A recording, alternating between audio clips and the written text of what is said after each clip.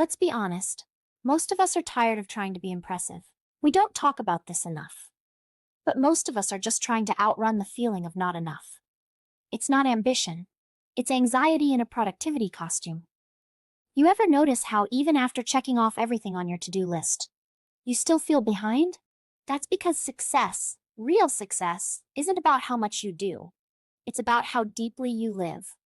And most of us haven't given ourselves permission to slow down long enough to even ask, is the life I'm building actually working for me?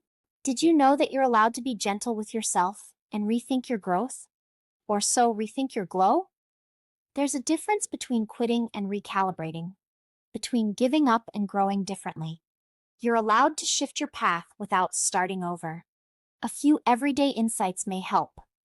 You can change your mind about a goal if it no longer fits the woman you're becoming. You can slow down without falling behind if you're moving in the right direction.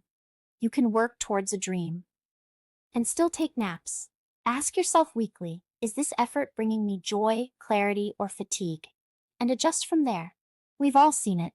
The 22-year-old with a Tesla. The six-figure in 6 months story.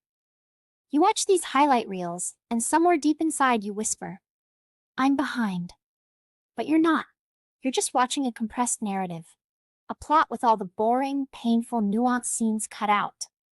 Fast success is a dopamine trap.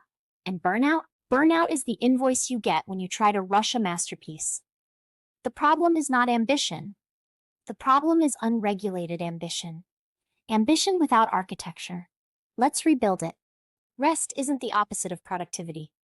Rest is what makes sustainable productivity possible. So hear me out. We've been taught to schedule everything but our own well-being. But burnout isn't random. It's what happens when you schedule your life around everyone but yourself. As practical advice for you to take note, schedule white space on your calendar, time where nothing is planned and your mind can breathe.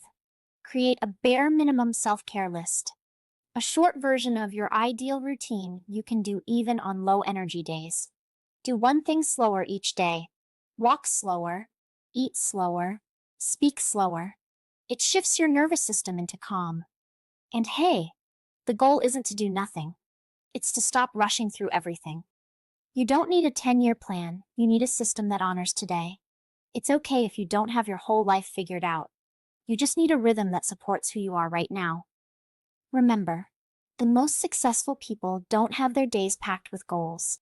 You're allowed to say no without a detailed explanation. You're allowed to not be available 24/7. You're allowed to outgrow people, projects, and patterns quietly. So, how to protect your energy without feeling guilty? Let's listen to some tips for boundaries that stick. Use gentle scripts. I don't have capacity for that right now.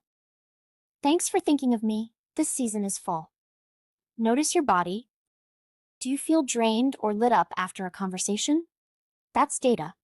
Set tech boundaries. No screens during meals. No texts after 9 p.m.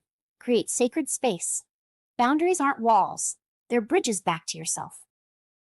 Growth doesn't always look like momentum. Sometimes it looks like stillness, like not explaining yourself, like crying in the shower and then deciding you'll still try again tomorrow. Everyday reframe.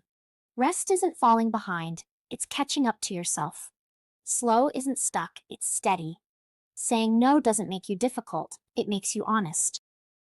So give yourself permission to grow differently and try on this journal prompt. What version of success actually feels good to me, and what would I have to let go of to pursue it? You are allowed to want more without losing yourself. You don't have to become someone else to be successful. You don't have to harden your heart to build a strong life. You don't have to rush or compete or prove. This is your permission slip. To do it differently, to grow quietly, to rest proudly. Let the version of you that's tired finally exhale. Let the part of you that's been performing soften. And let the woman you really are lead. If this felt like a mirror, not just a message, you're exactly where you need to be. Subscribe for more soft strategies, sacred systems, and soul-aligned ambition. Your success doesn't need to hurt. It just needs to be honest.